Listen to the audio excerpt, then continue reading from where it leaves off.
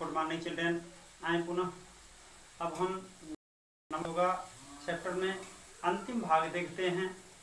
इसके पहले वाले वीडियो में आप लोगों ने देखा कि जब उनको अदालत में ले जाया गया तो अदालत में भी न्याय और धन के बीच में द्वंद्व हुआ, लेकिन न्याय के ऊपर धन जो है हावी रहा।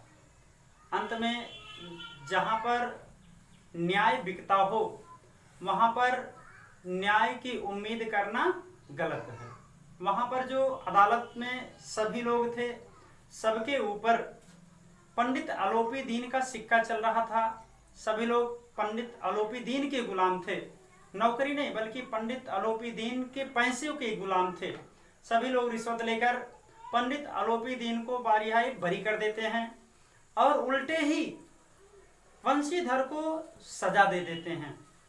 सजा क्या, उनको उनके पद से च्युत कर दिया जाता है, उन्हें सस्पेंड कर दिया जाता है, बर्खास्त कर दिया जाता है।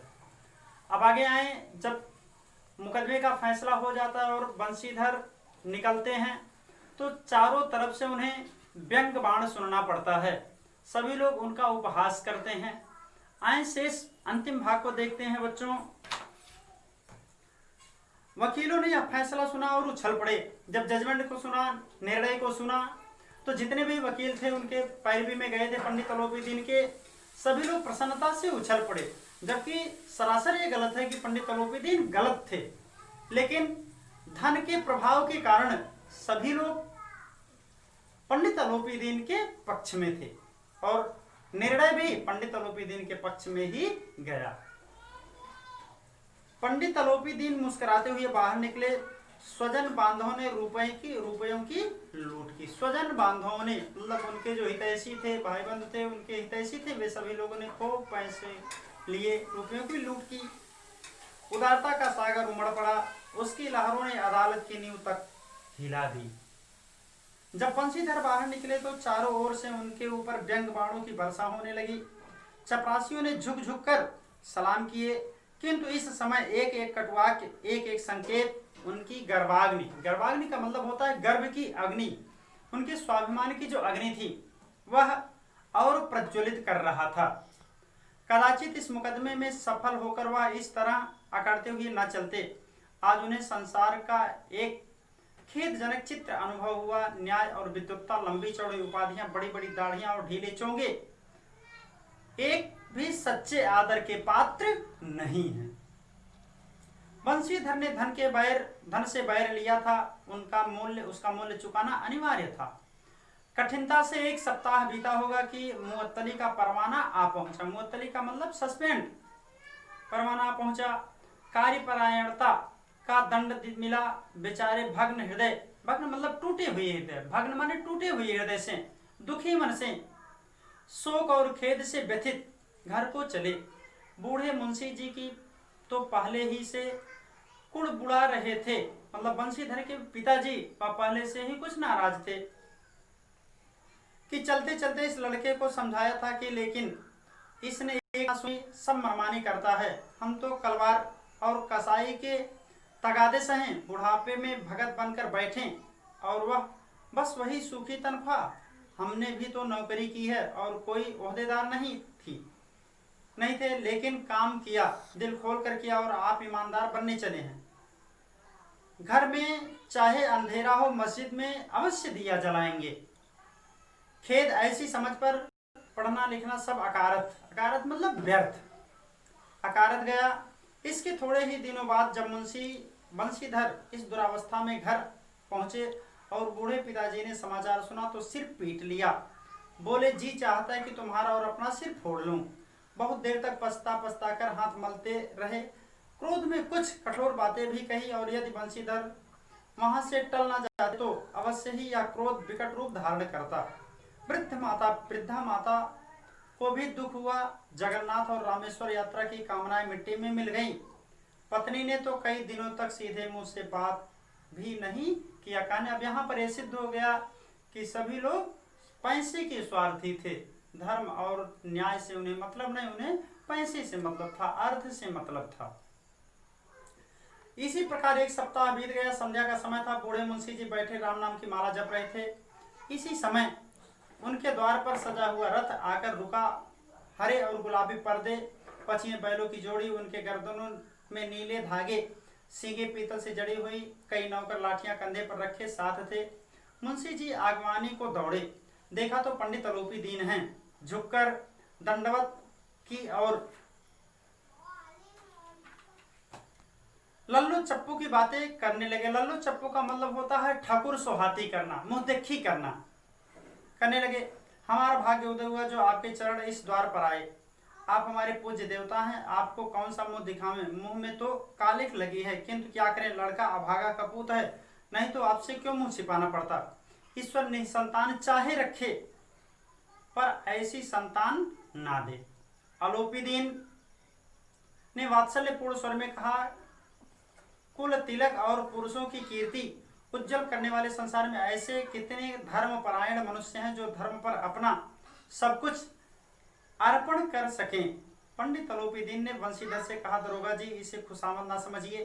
खुशामद करने के लिए मुझे इतना कष्ट उठाने की जरूरत न थी। उस रात को आपने अपने अधिकार बल से मुझे अपनी हिरासत में लिया था, किंतु आज मैं स्वेच्छा से आपकी हिरासत में हूँ। मैंने हजारों रईस और अमीर देखे, हजारों अधिकारियों से काम पड़े, किंतु मुझे परास्त किया तो आपने। मैंने सबको अपना और अपने धन का गुलाम बनाकर छोड़ दिया। मुझे आज्ञा दीजिए कि आपसे कुछ विनय करूं। बंशीधर ने आलोपी दीन को आते देखा तो उठकर सत्कार किया, किंतु स्वाभिमान सहित समझ गए कि यह महाशय मुझे लज्जित करने और जलाने आए हैं। क्षमा प्रार्थना कर चेष्टा नहीं की, वरना उन्हें अपने पिता की या ठाकुर सुहाती की बात असहाय सी प्रतीत होती हुई। पर पंडित जी की बातें सुनी तो मन ही मैल मिट गई। पंडित जी की ओर उठती हुई दृष्टि से देखा, सद्भाव झलक रहा था। गर्व से अब लज्जा के सामने सिर झुका दिया। शर्माते हुए बोले, यह आपकी उदारता है और ऐसा कहते हैं।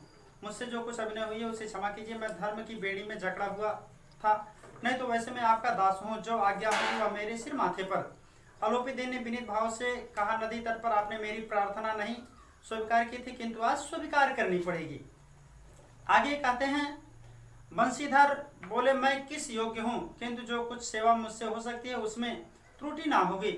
आलोपी दीन ने एक स्टाम्प लगा हुआ पत्र निकाला और उसे बंशीधर के सामने रखकर बोले, इस पद को स्वीकार कीजिए और अपने हस्ताक्षर कर दीजिए। मैं ब्राह्मण हूँ, जब तक यह सवाल पूरा न कीजिएगा द्वार से ना हटूंगा। मुंशी बंशीधर ने उस कागज को पढ़ा तो कृतज्ञता से आंखों में आंसू भर आए। पंडित आलोपी दीन ने उनको अपनी सारी जायदाद का अस्थायी मैनेजर नियत माने नियुक्त किया था। 6000 वार्षिक वेतन के अतिरिक्त रोजाना खर्च, अलग सवारी के लिए घोड़े, रहने के लिए बंगला, नौकर चाकर मुक्त। कंपी स्वर में बोले, पंडित जी मुझसे इतनी सामर्थ्य नहीं है कि आपकी उदारता की प्रशंसा कर सकूं, किंतु मैं ऐसे उच्च पद के योग्य नहीं हूँ। आलोपी दीन हंसकर बोले, मुझे इस समय एक अयोग्य मनुष्य की ही जरूरत है। बंशीधर ने गंभीर भाव से कहा, क्यों, मैं आपका दास हूँ। आप जैसे कीर्तिमान सज्जन पुरुष की सेवा करना मेरे लिए सौभाग्य की बात है, किंतु मुझमें न विद्या है, न बुद्धि है, न स्वभाव है जो कुछ त्रुटियों की पूर्ति कर देता है। ऐसे महान के लिए एक बड़े मर्मज्ञ अनुभव मनुष्य की जरूरत है। आलोपी दीन ने कलमदान से कलम निकाली और उसे बंशीधर के हाथ में देकर बोले, ना मुझे विद्वत्ता की चाह है, ना अनुभव की, ना धर्म मर्मज्ञता की, ना कार्य कुशलता की।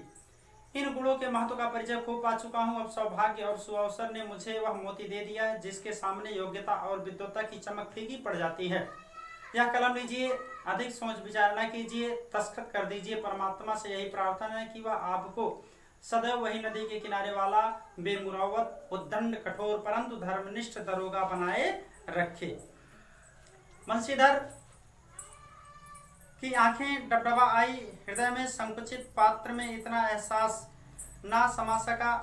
एक बार फिर पंडित जी की ओर भक्ति और श्रद्धा की दृष्टि से देखा और कांपते हुए हाथ से मैनेजर के कागज पर हस्ताक्षर कर दिए। आलोपी दीन ने प्रफुल्लित होकर उसे गले से लगा लिया। कहने का मतलब है कि अंत में जाकर धर्म और न्याय, सत्य की विजय हुई।